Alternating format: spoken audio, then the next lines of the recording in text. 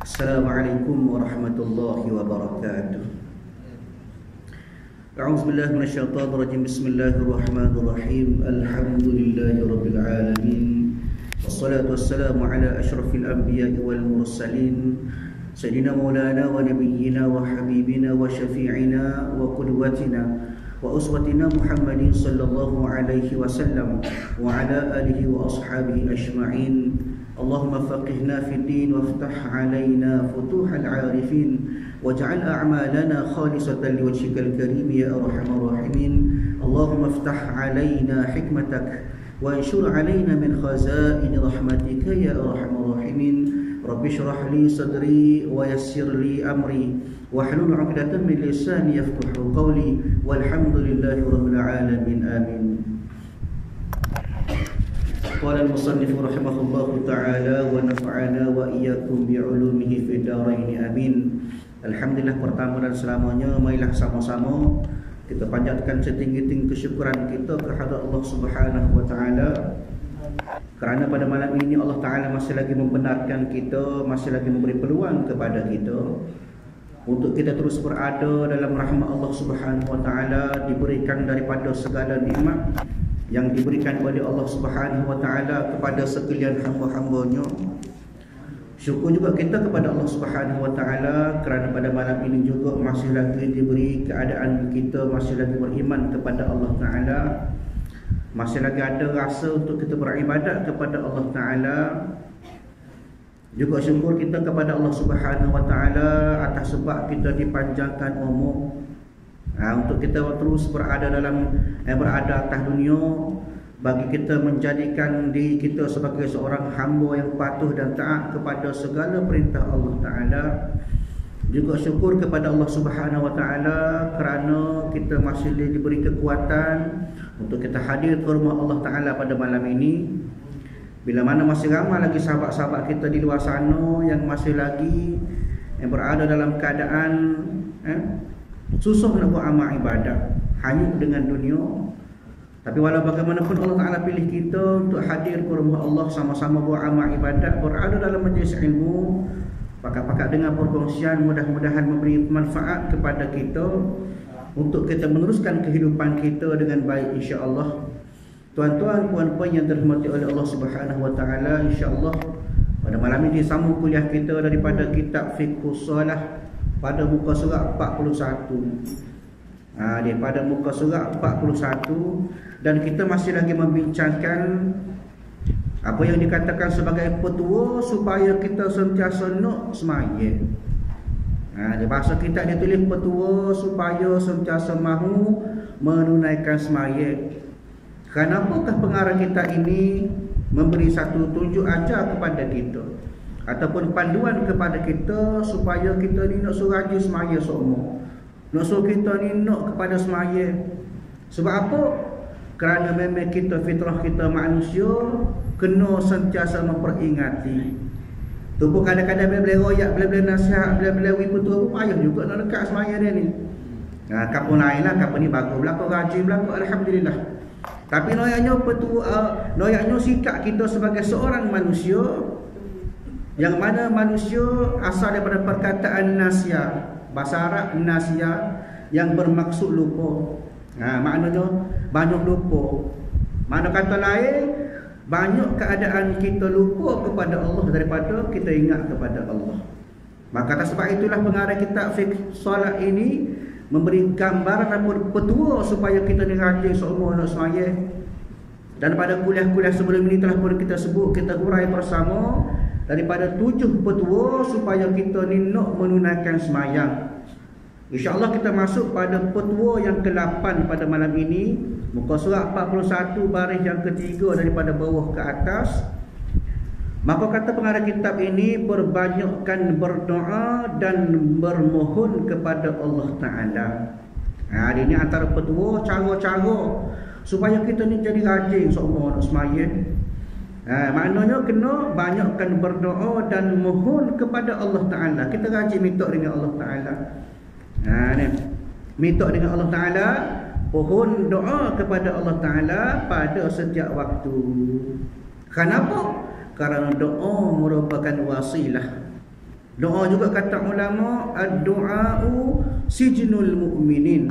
Doa itu merupakan doa senjata bagi orang mukmin. Ada masalah kita berdoa, ada nak apa-apa, ada kesulitan, nak doa. Bahkan kita nak supaya rajin semaya pun kita kena banyakkan berdoa kepada Allah. Dia minta daripada Allah Subhanahu wa taala. Dan juga dalam Quran ada menyebutkan kepada kita beberapa perkara tentang apa yang dikatakan tentang doa-doa yang Allah Ta'ala nak. Ni sebagaimana surah Al-Baqarah pada ayat 186 kata Allah Subhanahu wa taala, Bismillahirrahmanirrahim, wa idza sa'alaka ibadi anni fa inni qarib ujibu da'watad da'i idza da'an falyastajibu li wal yu'minu bi la'allahum yarshudun, kata Allah. Allah Ta'ala kata kan, dan apabila hamba-hambaku bertanya kepadamu mengenai aku. Ini maknanya doa surah ini ataupun ayat ini diturunkan kepada Nabi kita Nabi Muhammad, maka Allah Ta'ala pesan kepada Nabi Muhammad, kalaulah hamba-hambaku, yakni manusia ini bertanya kepadamu, yakni Nabi Muhammad, mengenai aku, maka royak kepada mereka, bagi tahu kepada mereka, sesungguhnya aku, iaitulah Allah, sentiasa hampir kepada mereka.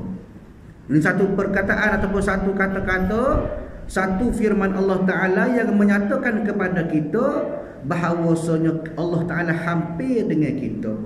Lagu mana? Aku perkenankan permohonan orang-orang yang berdoa apabila berdoa kepadaku. Syarat nak dekat dengan Allah Ta'ala, kena rajin doa. Dia rajin doa, rajin minta dengan Allah Ta'ala. Jangan duk malas kat doa ni. Ni kat sudah semaya misalnya Assalamualaikum pakai bangun jom. Pergi kata tu. Saya lah. Kenapa? Kerana doa merupakan salah satu asbab ataupun perkara yang menyebabkan kita hampir dengan Allah Ta'ala. Dia maknanya kena doa supaya Allah Ta'ala hampir dengan kita. Dia maka hendaklah mereka menyahut seruanku, iaitulah mereka kena ikut perintah aku, dan hendaklah mereka beriman kepadaku supaya mereka menjadi baik serta betul. Ini satu dalil kepada kita bahawasanya orang-orang yang rajin berdoa kepada Allah, maka dia akan jadi rapat dengan Allah Ta'ala. Kenapa? Kerana ada saja masalah, ada saja apa-apa yang berlaku, kita tu mengadu kepada Allah Ta'ala. Sesungguhnya Allah Ta'ala itulah sesungguhnya tempat sebaik-baik kita mengadu. Ni dok mengadu, taik dalam Facebook lah kata dia, taik dalam WhatsApp sebagainya, duk ayat ke orang masalah kita. Kadang-kadang pas kau masalah dalam kelambu duk cerita ke orang masalah kita, ambo gini macam-macam, sedangkan dia tak faham bahawasanya Allah sebenarnya tempat yang paling sesuai untuk kita mengadu. Kenapa? Kerana masalah, segala-gala masalah yang berlaku semua daripada Allah Ta'ala. Kadang-kadang Allah Ta'ala buat itu kerana nak uji kita. Dia nak tengok setara mana kita beriman kepada Allah, boleh ke tak kita terima ujian. Kadang-kadang Allah Ta'ala uji kita ni nak suruh kita sedar. Ada juga dalam keadaan kita duk hanyut, duk leka, maka tiba-tiba Allah Ta'ala beri ujian, baru kita sebut Allah. Ni kalau tidak sakit, tidak demam, tak sebut Allah. Kapur lain, kapur ni bagus berlaku, alhamdulillah. Ayatnya doa merupakan salah satu cara kita nak hampirkan diri kita kepada Allah Ta'ala.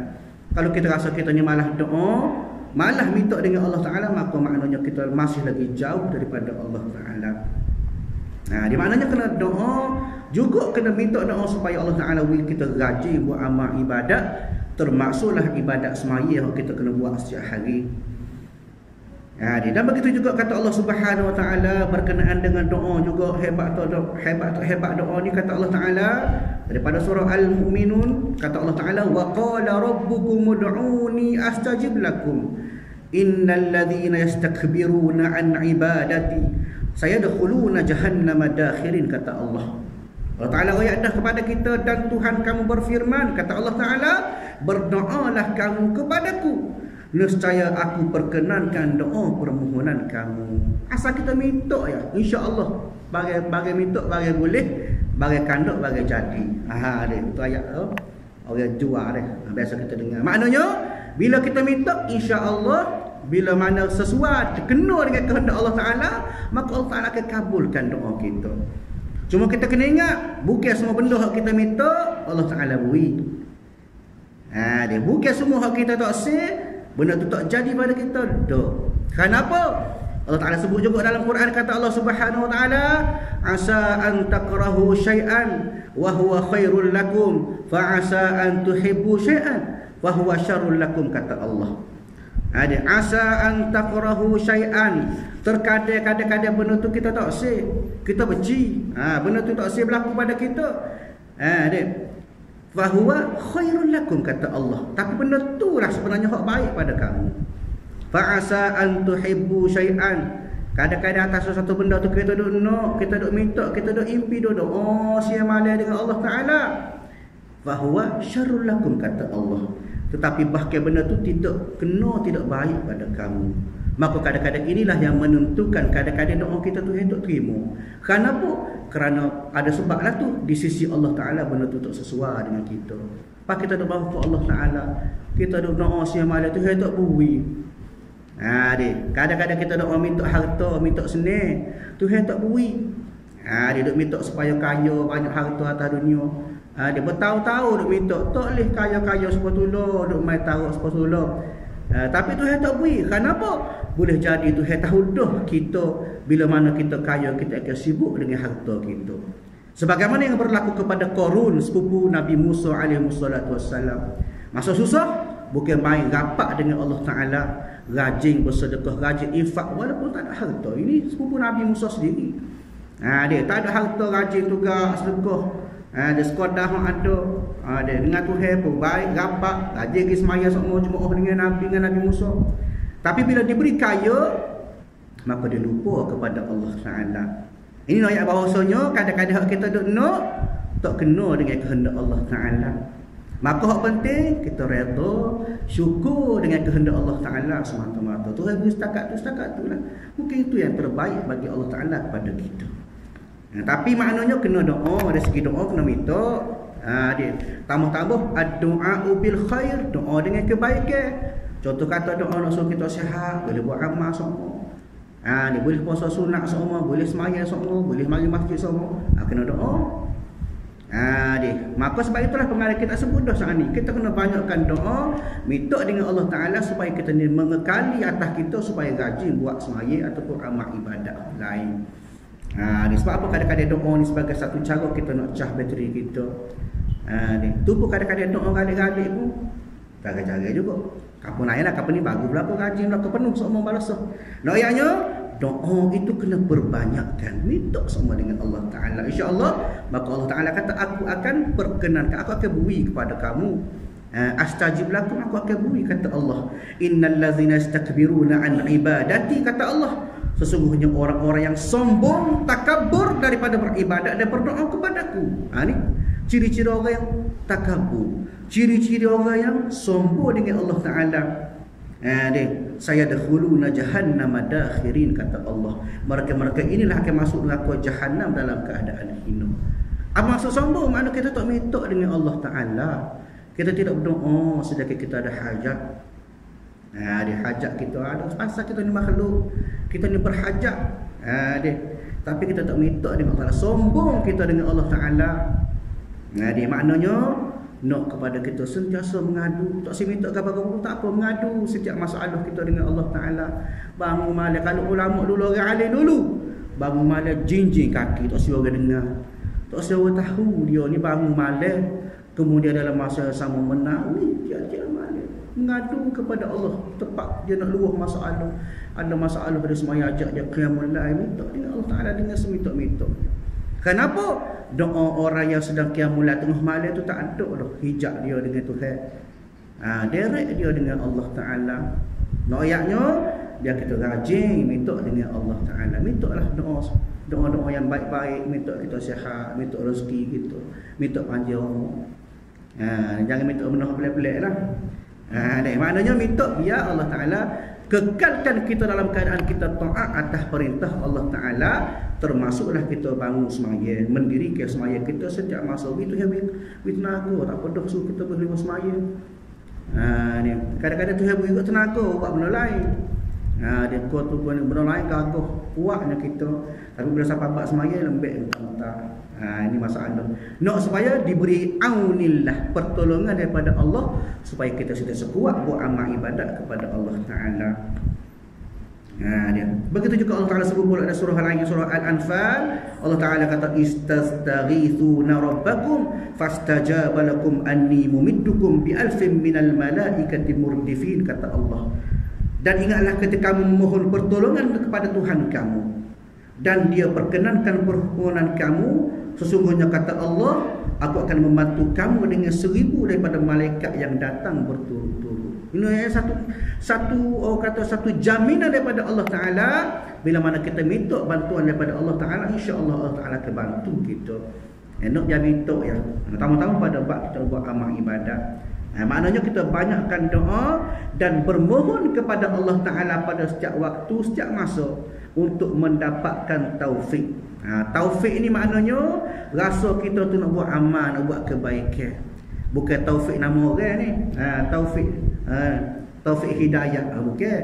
Taufik ini maknanya Tuhan beri kekuatan kepada kita, Tuhan beri perasaan kepada kita, Tuhan mari lintasi hati kepada kita biar kita ni nak buat amal kebaikan semua. Nak supaya Tuhan beri lagu tu kita. Dan inayahnya, dan juga maknanya pertolongan daripada Allah Ta'ala. Bukan setakat niat kita, bukan setakat hasrat kita nak buat baik, malahan biar ada pertolongan daripada Allah Ta'ala. Bila ada hasrat, ada kehendak, kemudian Tuhan pula tolong dengan usaha kita, maka akan berlakulah ataupun akan terjadilah segala amal kebaikan yang kita nak buat tu. Dia maknanya minta lah dengan Allah Ta'ala. Minta Allah Ta'ala beri taufik, beri inayah kepada kita supaya kita ni rajin semaya seumur. Dia janganlah ditinggalkan membaca doa yang dibaca oleh Nabi Ibrahim alaihissalam pada setiap kali berdoa selepas sembahyang, azan dan iqamah. Ini pengarah kita amai kepada kita satu contoh doa yang diamalkan oleh Nabi Ibrahim alaihissalam. Dia kata pengarah kita ini Nabi Ibrahim sentiasa amal doa ni. Lepas sembahyang, lepas rebel, lepas iqamah, doanya ialah lagu mana? Rabbi ja'alni muqimas salah wa min dhurriyyati rabbana wa taqabbal du'a. Rabbana ighfirli wa liwalidayya wa lil mu'minina yawma yaqumul hisab. Ini diambil daripada ayat Quran pada ayat yang ke-40 dan 41 surah Ibrahim. Ini nak buat amal boleh insya-Allah. Maknanya pada surah Ibrahim ayat 40 dengan 41 boleh cari pakat-pakat amal insya-Allah. Dia maksudnya ataupun artinya, wahai Tuhanku, jadikanlah daku orang yang mendirikan sembahyang.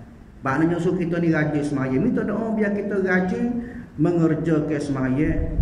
Bukan setakat mendirikan sembahyang, malahan mendirikan sembahyang dengan cara kita penuhkan ataupun kita sempurnakan segala-galanya yang berkaitan dengan sembahyang. Bukan setakat orang sembahyang kita sembahyang bagus dah, tapi nak biar sempurna sembahyang kita dari segi rukun kita, rukun fi'li perbuatan kita, rukun qauli, rukun perkataan kita, rukun qalbi, rukun daripada hati kita. Begitu juga keadaan-keadaan yang diperlukan masa sembahyang, antaranya khusyuk sembahyang. Nak biar ada, biar hadir rasa khusyuk semaya, jangan biar ada riak semaya, biar nak bertepatan dengan kehendak syarak. Itu maksud dia, bukan setakat kita mendirikan semaya aja. Dia maknanya biar sempurna pada segala ahwal atau keadaan orang semaya. Dan demikianlah juga zuriat keturunanku. Kita minta doa, jangan minta seorang, biar minta juga dengan keluarga kita, ahli keluarga kita. Dia wa min dzurriyyati, maknanya daripada segala kaum keturunanku. Biar anak-anak kita, cucu-cucu kita, keturunan kita semua biar rajin semaya berlaku. Itu maksud dia. Wahai Tuhan kami, perkenankanlah doa permohonanku. Wahai Tuhan kami, kurniakanlah keampunan kepadaku. Itu syarat dia. Antara kata ulama, antara cara kita nak minta sesuatu, kita kena kembar sekali, kita minta ampun. Ibarat kata bila-bila kita minta barang, kita minta maaf. Maka kalau dengan manusia pun lagu tuduh, barulah orang senang nak buat kita. Bila kita minta maaf banyak, hamba nak ke tu nak ke ni, orang pun jadi lain perasaan. Terang tak percaya terang buat. Ni sesama makhluk pun lagu tu dah. Bila kita minta sesuatu, bila kita minta maaf selalu, maka orang akan rasa terbuka hati nak tolong kita. Apatah lagi dengan Allah Taala. Dia minta supaya Allah Taala beri kepada kita rajin semaya, minta supaya anak cucu kita semua keturunan kita rajin semaya, kemudian dalam masa yang sama kita minta supaya Allah ampunkan kepada dosa-dosa kita. Dan kepada kedua ibu bapaku, mak ayah kita pun kita kena minta ampun semua. Kerana apa? Kerana besarnya jasa mereka kepada kita. Mak ayah ni kena ingat, jangan duk tinggal. Jangan duk tinggal mak ayah ni. Mereka lah yang bertindak ataupun mereka lah yang berperanan besar untuk menjadikan kita. Kerana mereka lah kita ada atas dunia. Kerana mereka lah kita boleh terima segala nikmat daripada Allah Ta'ala. Ingat doa, jangan tinggal doa. Kita selit selalu doa kepada mak ayah kita. Dan kepada kedua bapaku serta orang-orang yang beriman pada hari berlakunya hisab. Walil mu'minin. Hak ni doa kepada saudara se-Islam kita. Kena ingat doa juga. Jangan kita doa sorang peti diri sendiri, jangan. Kalau boleh kita nak masuk syurga, nak masuk belakang orang Islam kita. Jangan sombong, jangan kita rasa kita sorang yang nak masuk syurga dah. Maka kita kena doa juga walil mu'minina yauma yaqumul hisab, dan juga kepada seluruh orang mukmin, seluruh orang yang beriman pada hari berlakunya hisab, maknanya berlakunya hari kiamat. Itu doa yang sentiasa diamalkan oleh Nabi Ibrahim alaihi wassalatu wassalam. Apa kita pun boleh ambil peluang jugalah nak amal kok, tak ada masalah. Di mananya yang dikatakan sebagai cara untuk kita sentiasa mengekali semaya, antaranya ialah kita minta doa kepada Allah Ta'ala. Itu yang ke-8. Yang ke-9 kata pengarang kita ini petua terakhir untuk mencintai ibadat semaya. Lagu mana? Mana cinta ni ialah kita rasa sentiasa kita nak buat semaya tu. Cubalah renungi dan fahami akan kata-kata Ibnu Athaillah. Ibnu Athaillah ni ialah salah seorang merupakan pengarang bagi kitab hikam. Kalau kita baca dengar kitab hikam Ibnu Athaillah, setengah ulama menyebut As-Sakandari, setengah ulama menyebut Iskandari, macam-macam lah. Maknanya dia ni antara orang alim yang terkenal dengan hikmah ataupun kata-kata bijaksana dia. Dalam dua kata hikmahnya pada yang ke-119 dan ke-120, dia katakan as-salatu tuhratun lil qulubi min adnasid dhunubi wastiftahun libabil ghuyubi. Kata Syekh Ibn Athaillah As-Sakandari, dia katakan sembahyang membersihkan hati daripada kekotoran-kekotoran dosa. Sembahyang yang boleh menyebabkan berlakunya ataupun hilangnya dosa-dosa kita. Lagu mana semaya sepo biasa ke? Dah. Semaya hak betul-betul semaya maksud dia tu. Dan kalau kita semaya pun cerita-cerita, semaya pun kadang-kadang banyak ingat orang pada ingat Tuhan. Maka tak kira hak betul-betul boleh membersihkan hati dan kekotoran dosa, maka dia itulah semaya yang betul-betul berkualiti semaya kita tu. Dia juga disebut pada Quran, dalam Quran pada surah Al-Ankabut ayat 45 Allah Taala sebut juga uslu ma uhiya ilaika minal kitabi wa aqimis salah innas salata tanha 'anil fahsya'i wal munkar wa la dzikrullahi akbar wallahu ya'lamu ma tasna'un. Maknanya ayat ini biasa kita dengar dalam khutbah. Dia baca khutbah. Kata Allah Subhanahu wa taala, bacalah Al-Quran yang telah diwahyukan kepada Nabi Muhammad dan laksanakan solat.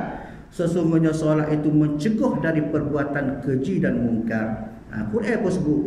Maknanya sembahyang hak berkualiti ataupun sembahyang yang betul-betul baik, betul-betul kena dengan kehendak syarak, maka betul-betul akan menjadikan kita ni jauh daripada benda keji dan benda mungkar. Hak jadi masalahnya kita semaya tapi tak elok. Semaya tapi dia buat dosa, dia buat mungkar. Kenapa? Kerana ada sesuatu yang tak kena dengan semaya kita. Dia kena tengok balik. Hak ni kita boleh cek pada diri kita sendiri secara mana semaya kita. Kalau nampak baik ibarat kita tu, nampak alah ke lain tu, maknanya ada lagi kita kena dengan semaya tu, kena baiki. Cara dia lah ke mana? Kena mengaji lah. Dia belajar molek, biar faham semaya. Kadang-kadang umur dia 70 tahun dah homo, 80 tahun dah tak kena lagi semaya. Bak niat pun tak kena lagi kita kata. Jadi itu satu masalah kepada kita. Macam mana kalau semaya itu tak sempurna, boleh menyebabkan kita jauh daripada munkar. Maknanya kena betul-betul semaya tu biar comel, biar kena dengan syarat, biar kena dengan kehendak hak sebab Nabi buat, barulah dapat mencegah daripada benda keji dan benda munkar. Dan dikatakan juga sebagai boleh membersihkan hati dari kekotoran dosa. Dan ia juga membukakan pintu kepada perkara-perkara yang gaib. Makna katanya bila mana hati kita bersih, maka hati kita sudah terisi dengan benda-benda rapat dengan Allah Ta'ala. Maka pada ketika itu Allah Ta'ala buka hati kita. Buka lagu mana? Tak nanti kau tengok benda-benda gaib. Tuhan buka, maknanya Tuhan beri satu petunjuk kepada kita supaya kita ni berasa rajin semua buat amal ibadat. Tak si buat benda-benda keburukan, tak si buat maksiat, tak si buat benda jahat. Kenapa? Kerana hati kita sudah nampak apakah yang dikatakan sebagai petunjuk yang diberikan oleh Allah Ta'ala bagi mereka-mereka yang hatinya sudah bersih. Kita nak bila lagu tu Nabi Asmaya kita tu boleh kita ni biar jadi jauh daripada benda-benda keji, benda-benda muka, benda-benda maksiat. Baik. As-salatu mahallul munajat wa ma'dinul musafat. Tattasi'u fiha mayadin al-asrar wa tushriku fiha as-sawariqul anwar. Ini kata-kata yang kedua daripada Syekh Ibn Athaillah Al-Sakandari. Katanya sembahyang itu merupakan tempat munajat antara hamba dengan Allah Ta'ala. Semaya merupakan tempat kita nak mengadu kepada Allah Ta'ala, tempat untuk kita luahkan perasaan masalah kita kepada Allah Ta'ala. Dia bukan Facebook, bukan WhatsApp. Semaya ada masalah, luah kepada Allah Ta'ala, cerita kepada Allah, mengadu kepada Allah. Dan lombong pembersihan hati yang di dalamnya terbuka luas medan-medan rahsia, iaitulah ilmu dan makrifat. Bila mana hati kita bersih, maka Tuhan akan beri ilmu kepada kita. Kepada ilmu pengetahuan tentang hakikat iman ataupun hakikat Islam yang sebenar. Dan makrifat, maknanya kita makin hari makin kenal Allah Ta'ala, makin rapat dengan Allah Ta'ala, makin cinta kepada ibadat. Serta di dalamnya terpancar terang pancaran-pancaran cahaya hidayatullah. Bila mana hati bersih, maka mari selalu daripada Allah Ta'ala buka hati kita, wicuruh hati kita. Dia winapuk segala ilmu-ilmu kita mudah faham. Jadi kita semakin kenal dengan Allah Ta'ala, dan pada masa yang sama hati kita jadi bercahaya. Anwarul qalb. Hati kita ni penuh dengan cahaya-cahaya. Sebenarnya cahaya itulah sebenarnya yang menyebabkan keimanan kita makin bertambah. Tak masuk benda-benda gelap, benda-benda kotor dalam hati bila mana hati kita penuh dengan cahaya. Berpunca daripada apa? Daripada tindakan kita, af'al kita, perangai kita rajin semaya. Itu yang dikatakan sebagai semaya boleh menyebabkan hati kita sendiri tu jauh daripada benda keji dan munkar. Baik. Penutup kata, makna kesimpulan daripada bab ataupun tajuk petua supaya sentiasa nak semaya, maka kata pengarang katakan dengan mengingati petua-petua tersebut tadi, dan juga dengan mengetahui tentang kedudukan mulia dan kepentingannya ibadat semaya dalam Islam, serta kita tahu dan kita faham dan mengerti tentang hikmat-hikmat semaya. Maknanya dengan kita faham petua-petua tadi, baru kita nampak gapokah yang dikatakan kemuliaan dan kepentingan semaya itu dalam Islam.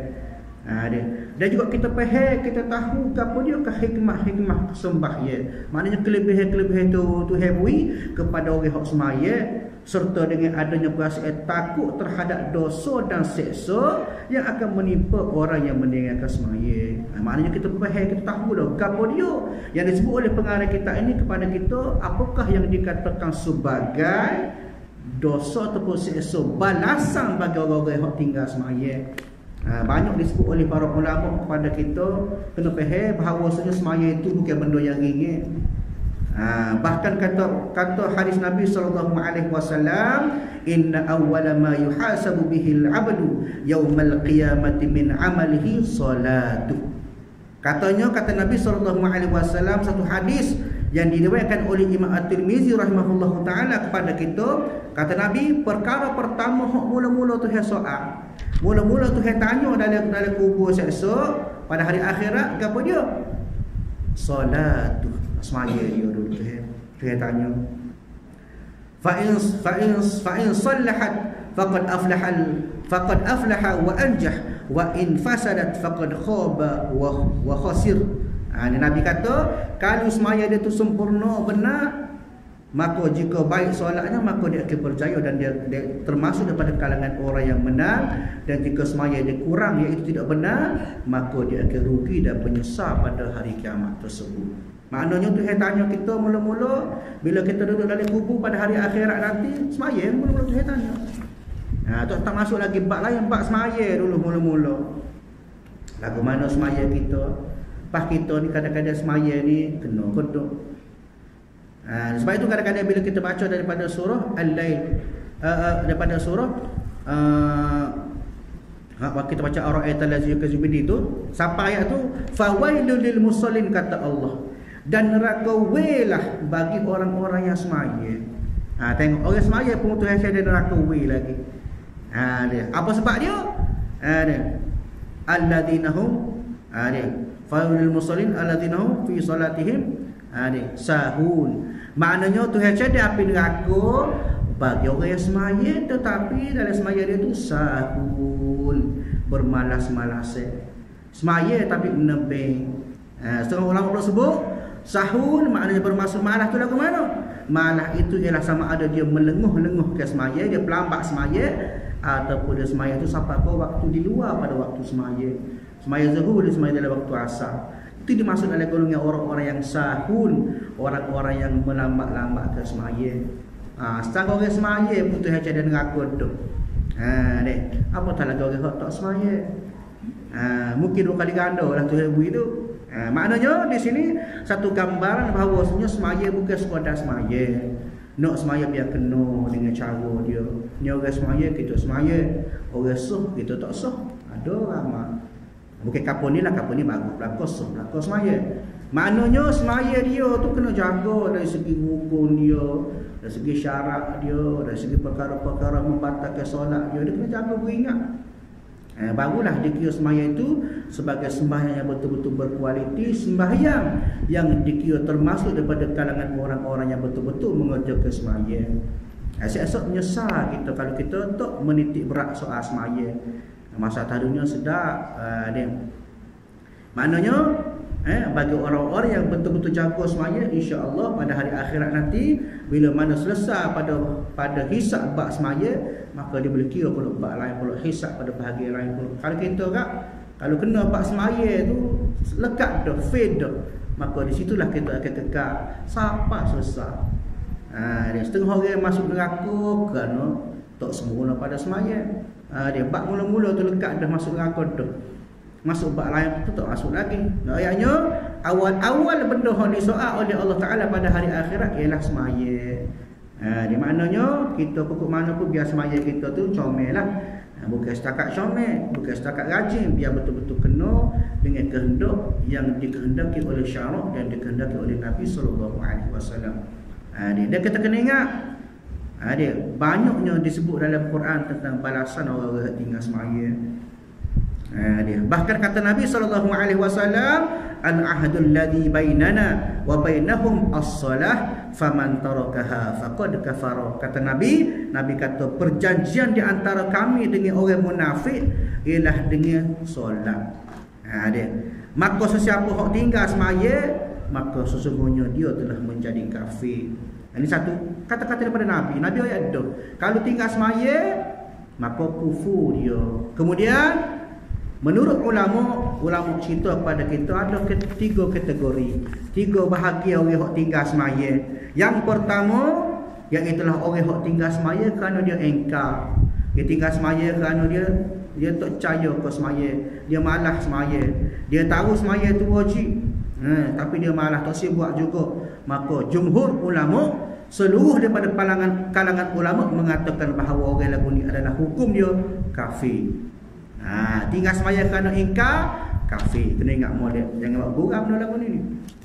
Yang kedua kata ulama, orang yang tinggal semaya tetapi dia menerima hukum semaya. Dia tahu dia semaya tu wajib tapi dia malas, dia tak check up. Dia saja-saja dia tahu dia semaya tu wajib. Maka orang lagu ni kata ulama dia ni adalah daripada kalangan orang yang fasik. Fasik tu lagu mana?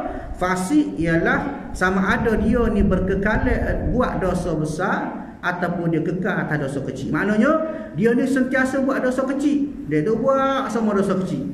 Fasik dah tu. Ataupun dia tu buat dosa kecil tapi tiba-tiba dia buat dosa besar selalu. Maka dia kira orang tu orang yang fasik juga. Sebab apa? Syarat fasik dia ada dua. Yang pertama, dia mengekali atas dosa kecil. Yang kedua, dia buat dosa besar walaupun sekali. Maka dia kira orang fasik juga. Kemudian kata ulama, kategori yang ketiga, orang yang tinggal sembahyang lagu mana? Iaitulah orang yang malah-malah. Dah malah, dia engkar. Kemudian dia ni nunjuk-nunjuk pula pada orang dia ni tak sembahyang. Ni kena beringat ni. Ramai buat kita ni. Dia lah tak sembahyang, tapi dia tunjuk ke orang pula dia ni jenis orang tak sembahyang. Maka kata Nabi, mereka ini adalah daripada kalangan orang-orang yang munafik. Nabi sebut dah. Allah Ta'ala pun sebut dalam Quran, innal munafiqina yukhadi'una Allah wa huwa khadi'uhum wa idza qamu ila shalah qamu kusala yura'una an-nas wa la yadhkuruna Allah illa qalila. Semuanya orang munafik itu dia tipu kepada agama. Lagu mana dia tipu? Dia pura-pura beriman tetapi dalam batin hati dia tu dia kufur. Antaranya pula dia nak sembahyang, dia nak mendirikan solat, tetapi mereka berdiri dalam keadaan malah. Mereka bertujuan nak riak, nak tunjuk kepada orang lah dia ni sembahyang, dia ni ataupun dia ni tak sembahyang, supaya mereka suka dia ni orang beriman. Tetapi mereka sebenarnya hakikatnya mereka langsung tidak mengingati Allah Ta'ala kecuali sikit jaga-jaga. Ni kata ulama, orang munafik sebagaimana Quran sebut tadi pada surah An-Nisa ayat 142, mereka ini menerima azab yang amat pedih. Tuhan sebut dah pada kita betapa besarnya seksa atau balasan orang tinggal sembahyang. Lepas kita nak tinggal lagi, tu boleh tanya diri sendirilah. Di setara mana kita sembahyang. Sebab itu kena kita faham. Bila mana kita tahu dah, kita mengaji, maka kita faham lagu manakah yang dikatakan sebagai dosa seksa yang menimpa kepada orang yang meninggalkan sembahyang. InsyaAllah dapat menolong dan mendorongkan seseorang untuk menunaikan kewajipan sembahyang. Mana bila kita faham dah cara-cara dia, maka kita boleh ikutlah cara-cara dia. Lagu mana nak suruh kita ni sentiasa kekal atas ibadat sembahyang, nak suruh kita ni rajin sembahyang, nak suruh kita ni sentiasa buat amal ibadat selain termasuk sembahyang dan juga amal-amal ibadat yang lain. Mudah-mudahan dengan kita mengaji lagu ni lah, barulah kita faham. Kalau kita tak mengaji, kadang-kadang kita tak faham apa sebenarnya cara-cara nak buat biar kita ni sentiasa mengekali atas sembahyang. Wallahul muwafiq. Kalau kita sebut tepuk dada tanya iman, kita boleh tanya diri kita sendiri setara mana kita dalam bab ibadat sembahyang. InsyaAllah pada kuliah akan datang kita akan sambung pula pada tajuk ilmu-ilmu fardu ain dan ilmu pelengkap kepada ibadat sembahyang. Dengan bab yang pertama, berilmu sebelum bersembahyang. Kita kena ingat, nak sembahyang pun kena ada ilmu supaya sembahyang kita tu tidak saja-saja sembahyang. InsyaAllah kita sambung kuliah kita pada minggu depan insyaAllah. A'udzubillahi minasyaitonir rajim. Bismillahirrahmanirrahim. Alhamdulillahi rabbil alamin. Wassalatu wassalamu ala asyrafil anbiya'i wal mursalin wa ala alihi wa ashabihi ajma'in. Allahumma inna nas'aluka ridhaka wal jannah wa na'udzubika min sakhatika wan nar. Allahumma innaka 'afuwwun karimun tuhibbul 'afwa fa'fu 'anna wa 'an walidina wa 'an jami'il muslimina wal muslimat wal mu'minina wal mu'minat bi rahmatika ya arhamar rahimin. Rabbana atina fid dunya hasanah wa fil akhirati hasanah wa qina 'adzaban nar. Wa sallallahu ala sayyidina Muhammad wa ala alihi wa ashabihi ajma'in. Walhamdulillahi rabbil alamin. Assalamualaikum warahmatullahi wabarakatuh.